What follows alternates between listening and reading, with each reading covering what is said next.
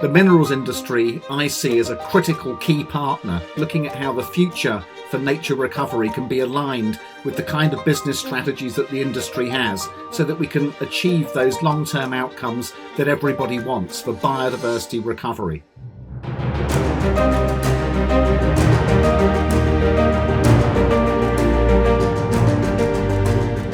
I just wanted to take a moment to celebrate the partnership working between the Wildlife Trusts and many members of the Mineral Products Association over many years.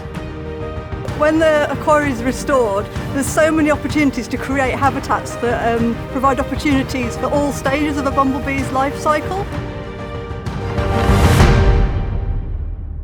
So restored quarries are incredibly important for bird life, because what they do is they give us a kind of blank canvas to create new habitat.